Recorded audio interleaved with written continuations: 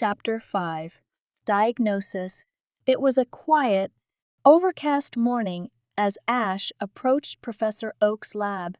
The familiar sight of the sprawling ranch and the tall, white building brought a strange sense of comfort, but it did little to ease the knot of anxiety that had been tightening in his chest for days. Pikachu, perched on his shoulder, could sense his unease, occasionally nuzzling him in reassurance, but Ash could barely muster a smile in return.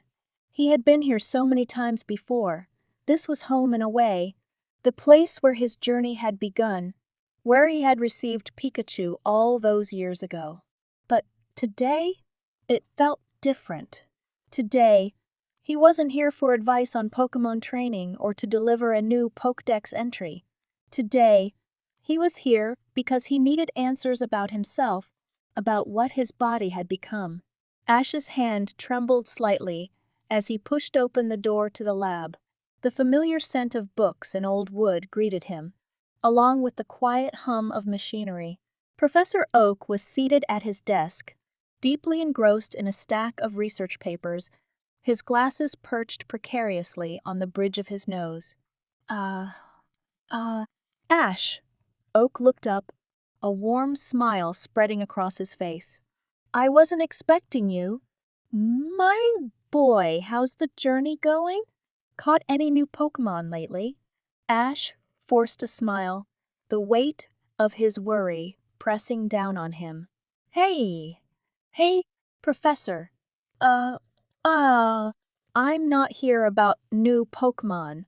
I need your help with something. Professor Oak's smile faltered slightly as he noticed the tension in Ash's voice. The professor was a sharp man, and he could sense when something was amiss. He rose from his desk, concern flickering in his eyes. Of course, Ash. What's on your mind? Oak's voice was calm, reassuring, but it only made Ash's heart race faster. Ash hesitated, the words refusing to come out. How could he even begin to explain what was happening to him? How could he put into words the nightmare of watching his own body change, morphing into something he didn't recognize? Into someone else?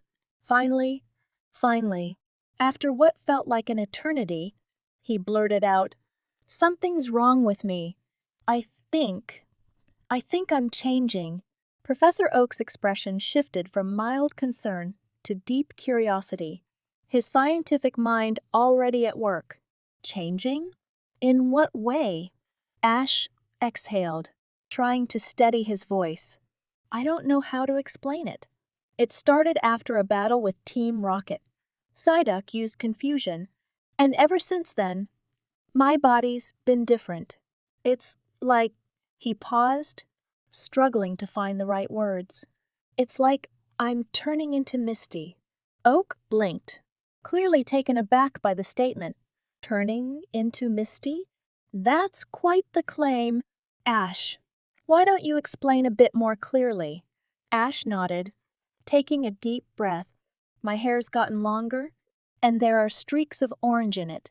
My face, it's softer, rounder, like Misty's. My body's changing too. I've gotten shorter, and my waist is smaller. My hips are wider. He swallowed hard, his voice dropping to almost a whisper. I even shrunk down there. It's like I'm losing everything that makes me me. For the first time in his life, Ash saw true alarm flash across Professor Oak's face. The professor quickly gestured toward one of the lab's examination tables.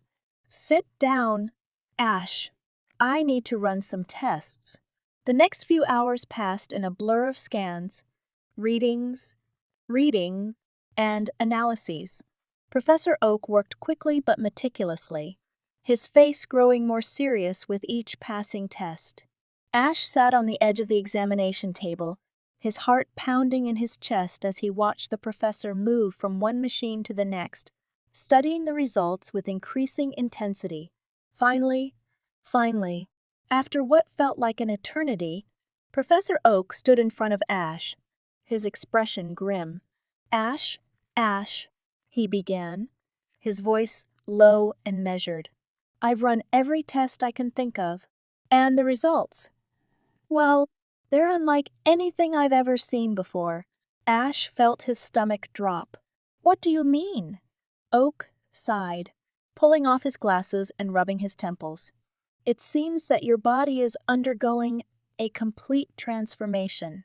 The changes you've described, the softer features, the shrinking, the alterations to your anatomy, they're all consistent with what you would expect to see in someone experiencing a radical shift in hormonal and genetic structure.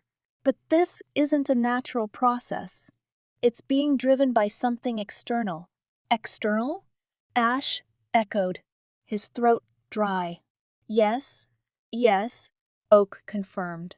The psychic energy from Psyduck's confusion attack appears to have triggered something in your body.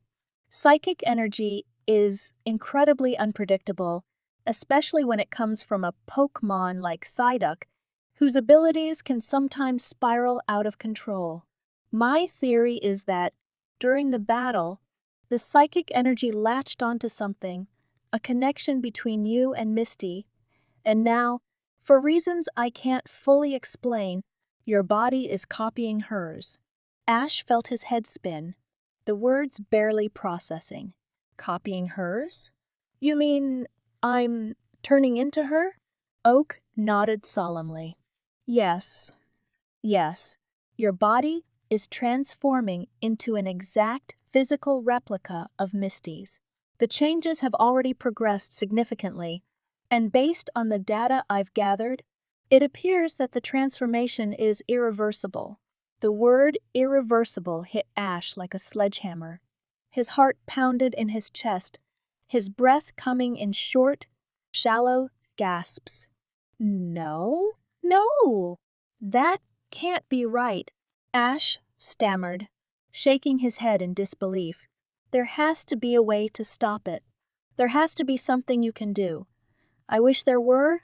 Ash, Ash, Oak said softly, his voice filled with genuine regret. But psychic energy is incredibly difficult to control, and once changes like these are set in motion, they tend to be permanent. I'm afraid there's nothing we can do to reverse what's happening to you. Ash felt like the ground had been ripped out from under him. He could barely think, barely breathe. His body, his entire identity, was slipping away, and there was nothing he could do to stop it. He was turning into Misty. I'm sorry. Ash, Ash, Oak said gently. I know this must be incredibly difficult to hear. Ash clenched his fists, his mind racing. How could this be happening? How could his life be spiraling out of control like this? Just a few weeks ago, he had been himself, Ash Ketchum, Pokemon trainer, on a journey to become a Pokemon master. Now, he didn't even know who he was anymore. What am I supposed to do? Ash asked, his voice barely above a whisper. Oak's expression softened. I think the first thing you need to do is come to terms with what's happening. I know it's not easy, but you're still you.